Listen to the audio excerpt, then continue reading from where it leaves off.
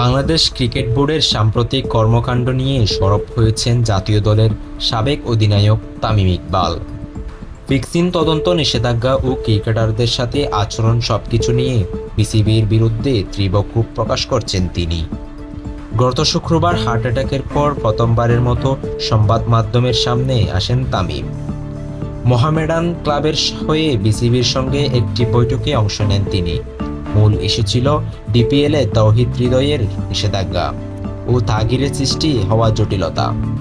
12 April Abahani Mohammedan ম্যাচে আম্পায়ারের সঙ্গে বিতণ্ডায় জড়ান হৃদয়।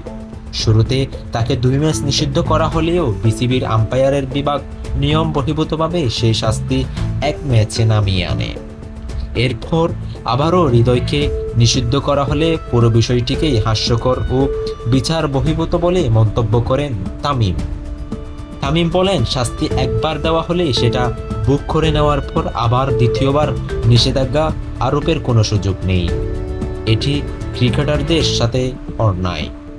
এছাড়া শাইনপুকুর ও গুলশান ক্লাবের একটি ম্যাচে ফিক্সিংয়ের সন্দেহে 2 ক্রিকেটারকে মিডিয়ার সামনে অভিনয় করিয়ে পূর্ণ ঘটনার অনুশীলন করানোতেও বিসিবির কঠোর সমালোচনা করেন তামিম। তার ভাষায়, মিডিয়ার সামনে ক্রিকেটারদের নিয়ে এমন অভিনয় করানো তাদের বেইজ্জত করা। দুর্নীতির তদন্ত হোক, কিন্তু খেলোয়াড়দের অপমান করার অধিকার কারো নেই। তিনি আরও বলেন, বিপিএলের যেসব খেলোয়াড়ের নাম পাশ করা হয়েছে তাদের মধ্যে কেউ নির্দোষ হলেও সেটা বিশাল অপমান। যারা দোষী তারা যেন শাস্তি পায়, এটা আমরাও চাই, কিন্তু সবাইকে একইভাবে অপমান করা অন্যায়।